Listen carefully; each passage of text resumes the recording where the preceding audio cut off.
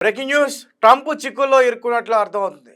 పాకిస్తాన్కి భారత్కి యుద్ధ వాతావరణం జరిగిన వేళ పాకిస్తాన్కి ఇండైరెక్ట్గా సపోర్ట్ చేసిన ట్రంప్, ఎస్ మనందరికీ బాగా తెలుసు.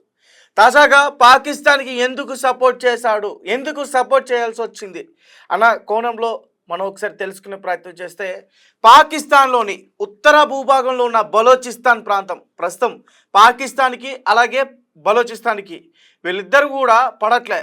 ఎందుకంటే బలోచిస్తాన్ ఒక సెపరేట్ దేశంగా కావాలి, మాకు పాకిస్తాన్ ఇక్కడ ఉన్న వనరులు దోచుకుంటుంది, ఇక్కడ బలోచిస్తాన్ ప్రజలకి అన్యాయం చేస్తుందని చెప్పేసి వాళ్ళు సెపరేట్గా ఒక దేశంగా కావాలని చెప్పేసి వాళ్ళు పోరాడటం అయితే జరుగుతుంది. దీనికి సంబంధించి పాకిస్తాన్కి సంబంధించిన కొంతమంది ఆర్మీ సైన్యాన్ని కూడా బలోచిస్తాన్ అంతం చేస్తుంది. అయితే ఇలాంటి సిచ్యువేషన్లోనే ట్రంప్ కన్ను బలోచిస్తాన్ మీద పడింది. అసలు పాకిస్తాన్కి సపోర్ట్ చేయాల్సిన అవసరం ఏముంది ట్రంప్కి? అయితే భారత్ని నేనే కంట్రోల్ చేశా, పాకిస్తాన్ని నేనే కంట్రోల్ చేశా అంటూ ప్రతి దేశానికి ఏదో ఒక సందర్భంలో ఖచ్చితంగా ట్రంప్ ఈ పాకిస్తాన్కి భారత్కి ఉన్న యుద్ధం గురించి మాట్లాడడం జరుగుతుంది. అయితే అసలు బలూచిస్తాన్ని ఎందుకు టార్గెట్ చేశాడు, పాకిస్తాన్కి ఎందుకు సపోర్ట్ చేశాడు అనుకుంటే, అక్కడ వనరుల్ని దోచుకోవడానికి.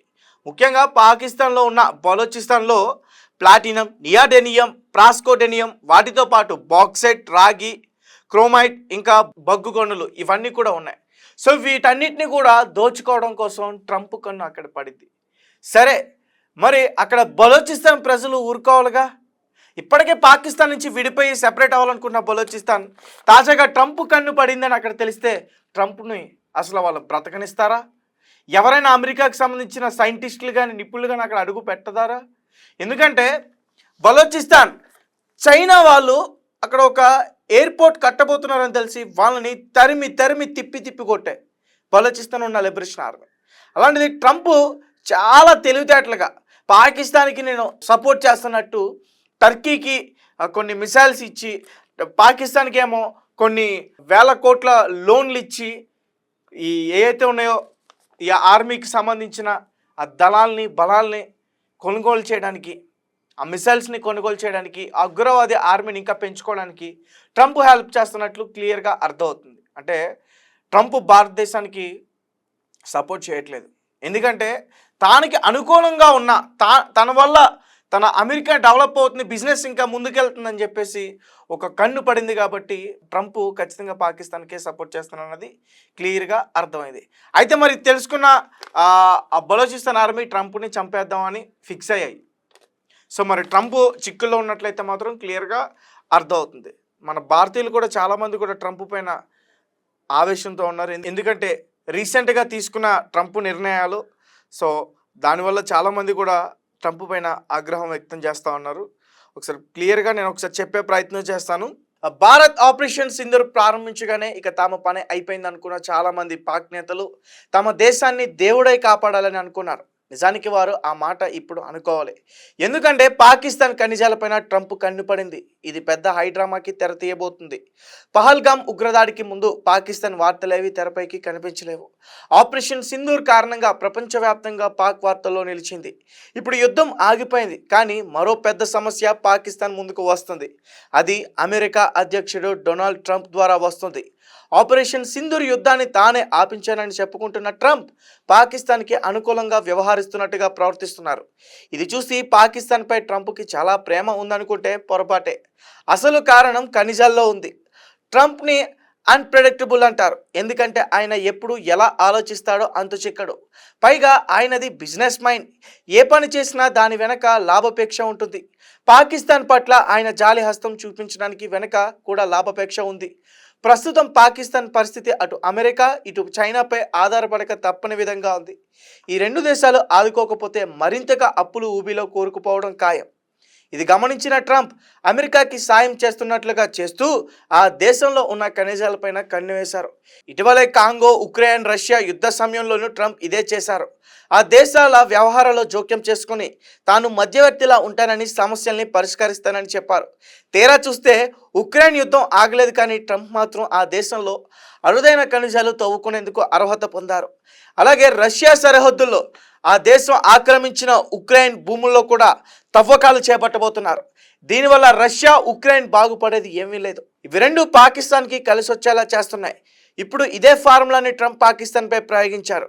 పాకిస్తాన్ అన్ని రకాలుగా నాశనమైంది. ఇక దేశం కోలుకోవాలంటే ఖనిజాలే దిక్కు. ఉత్తర పాకిస్తాన్లో ఖనిజాలు చాలా ఎక్కువగా ఉన్నాయి. కానీ అక్కడ బలోచిస్తాన్ లిబరేషన్ ఆర్మీ ఆ 40% భూభాగాన్ని తమ సొంతం చేసుకోవడానికి ప్రయత్నిస్తుంది. ఇటీవలే తమది ప్రత్యేక దేశం అని స్వయంగా అనధికారికంగా ప్రకటించుకున్నారు. ఇలా రెబల్స్ రెచ్చిపోతున్న వాళ్ళను పాకిస్తాన్ కంట్రోల్ చేయలేకపోతుందని ట్రంప్కి అర్థమైంది. అలాంటి దీన స్థితిలో ఉన్న పాకిస్తాన్ తాము చెప్పినట్లే వింటుందని ట్రంప్ ప్లాన్ వేశారు. అందుకే రెబల్స్ని కంట్రోల్ చేసే పనిలోకి దిగి ఆ తర్వాత అక్కడి ఖనిజాలను తరలించుకుపోయేందుకు ట్రంప్ ప్లాన్ చేస్తున్నారు. పాకిస్తాన్ భూమి కోట్ల సంవత్సరాలుగా సముద్ర నీటితో కప్పి ఉండేది. ఆ తర్వాత భూమిలో ప్లేట్లలో కదలికలు మార్పుల కారణంగా భూభాగం పైకి లేచింది. దాంతో సముద్రం వెనక్కి వెళ్ళింది. అయితే కోట్ల సంవత్సరాలుగా నీటిలో ఉండే జీవరాశులు మొక్కలు వంటివి సముద్ర గర్భంలో వెళ్ళి ఇసుకపొర ఒత్తిడిలో ఖనిజాలుగా రూపాంతరం చెందాయి. పాకిస్తాన్లో ప్లాటినం, నియాడెమియం, సెరియం, ప్రాసోడెమియం వంటి అరుదైన ఖనిజాలతో పాటు ఇథియం, బాక్సైట్, రాగి, క్రోమైట్, బొగ్గు గనులు ఉన్నాయి. వీటిని అమెరికా కొట్టేసే ప్లాన్లో ఉంది. అదే జరిగితే ఇక పాకిస్తాన్ పాతాళంలోకి పడిపోవడం ఖాయం. భారత్ విషయంలో కూడా ట్రంప్ జోక్యం ఎక్కువ అవుతుంది. కశ్మీర్ విషయంలో మధ్యవర్తిత్వం వహించేందుకు ట్రంప్ ఆసక్తి చూపిస్తున్నారు. కానీ కాశ్మీర్పై చర్చ అనవసరం. అది భారత్లో భాగం. పాకిస్తాన్ ఆక్రమిత కాశ్మీర్లో కూడా ఎప్పటికైనా భారత్కి అప్పగించాల్సిందే. కానీ ట్రంప్ మాత్రం ఈ అంశాలను భారత్ పాకిస్తాన్ మధ్య అంశంగా చూపిస్తూ అందులో వేలు పెట్టేందుకు ప్రయత్నిస్తున్నారు. ట్రంప్ జోక్యాన్ని భారత్ ఒప్పుకుంటే రేపు కాశ్మీర్ పిఓకేని తన కంట్రోల్లోకి తెచ్చుకునే ప్రమాదం ఉంటుంది. గాజా విషయంలో ఇలాగే వేలు పెట్టిన ట్రంప్ అందులో అమ్యూజ్మెంట్ పార్క్ పెట్టిస్తానని హడావుడి చేశారు. రేపు కాశ్మీర్లో కూడా ఇలాగే చేస్తాననే ప్రమాదం ఉంటుంది. అందువల్ల ఇండియా కానీ పాకిస్తాన్ కానీ ట్రంప్ వైపు చూడటం చాలా ప్రమాదకరం. ట్రంప్కి ఖనిజాలు తవ్వుకునే ఛాన్స్ పాకిస్తాన్ ఇస్తే ఆయన ఆ దేశానికే పరిమితం అవ్వరు. పిఓకేలో కూడా గనులు తవ్వేందుకు కుట్రలు పన్నవచ్చు. అలాగే గల్ఫ్ దేశాల్లో కూడా దూరవచ్చు. ఈ పరిణామాలు భారత్కే సమస్య అవుతాయి. అందువల్ల పాకిస్తాన్ ట్రంప్కి ఎంత దూరంగా ఉంటే అంత మంచిది. లేదంటే ఆ దేశమే కాకుండా చుట్టుపక్కల మిగతా దేశాలకు కూడా సమస్యలు రాగలవు. సో గైస్, అర్థమైంది కదా ట్రంప్ యొక్క దొంగ బుద్ధి, దురబుద్ధి. సో పాకిస్తాన్లో ఉన్న ఖనిజాల పైన అతని కన్ను పడింది. అందుకే పాకిస్తాన్కి సపోర్ట్ చేస్తున్నాడు. మరి అక్కడ ఉన్న బలోచిస్తాన్ ఆర్మీ ట్రంప్ని ఎదుర్కోగలదా?